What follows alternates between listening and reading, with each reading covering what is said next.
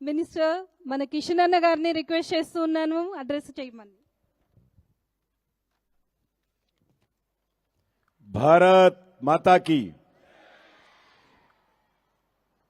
యోగాకు వచ్చినాం, ఇంకా గట్టిగా చెప్తే అది కూడా యోగలో భాగం నినాదం. భారత్ మాతాకి వందే వందే. ముందుగా మీ అందరికీ అంతర్జాతీయ యోగా దినోత్సవ సందర్భంగా ఇక్కడ ఉన్నటువంటి మీకు, మీ కుటుంబ సభ్యులకు, యావత్ ప్రజలందరికీ కూడా అంతర్జాతీయ యోగా దినోత్సవ శుభాకాంక్షలు తెలియజేస్తా ఉన్నాను. ఈరోజు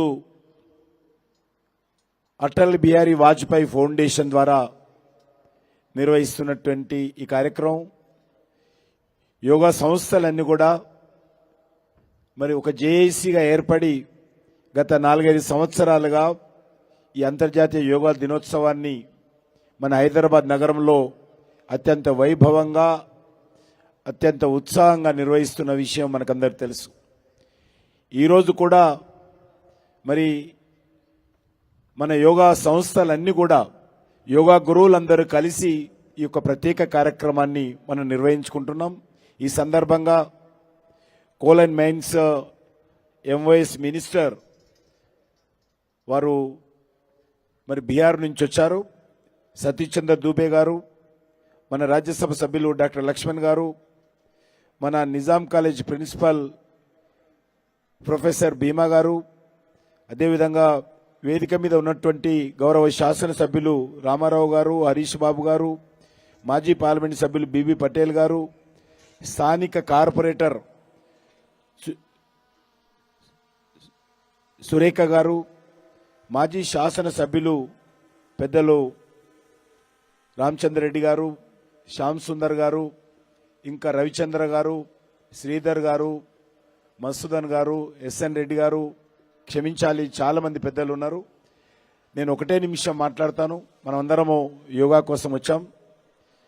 మనకందరికి తెలుసు, మన పెద్దలు ఇప్పుడు కూడా చెప్పారు, మన పూర్వీకులు, మన యొక్క జ్ఞానులు, ఋషులు, మహానుభావులు యోగాను కొన్ని వేల సంవత్సరాల నుంచి మన దేశంలో నిర్వహిస్తూ ఉన్నారు. గతంలో మరి యోగా ద్వారానే ఈరోజు ఎంతో మరి ఉత్సాహంగా మనం అందరము మరి ఈ యొక్క జీవనంలో ముందుకెళ్ళేటువంటి వాళ్ళం. యోగా అంటే ఒక కలయిక.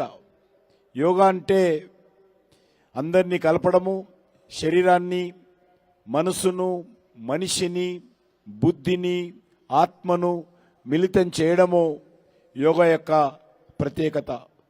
ఒక వ్యక్తి సమిష్టిని పరమేష్ఠితో చేరువ అవడము యోగా యొక్క ప్రత్యేకత.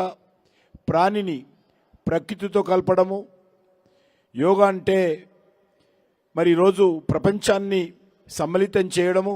ఈ అంతర్జాతీయ యోగా దినోత్సవ సందర్భంగా భారతదేశం సాధించినటువంటి గొప్ప విజయం అని సందర్భంగా నేను మనవి చేస్తా ఉన్నాను.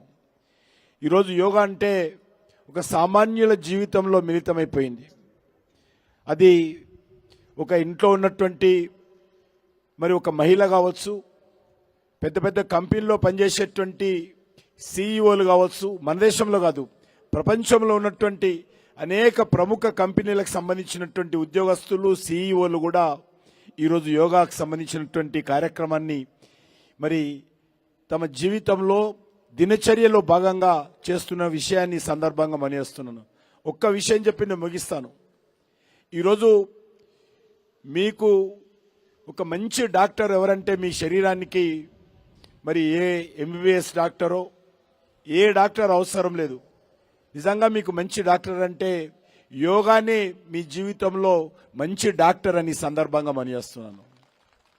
యోగా మనం అలవర్చుకుంటే మనకు ఏ గురువులు అవసరం లేదు, ఏ డాక్టర్ అవసరం లేదు, ఏ టాబ్లెట్స్ అవసరం లేదు, ఏ హాస్పిటల్ అవసరం లేదు.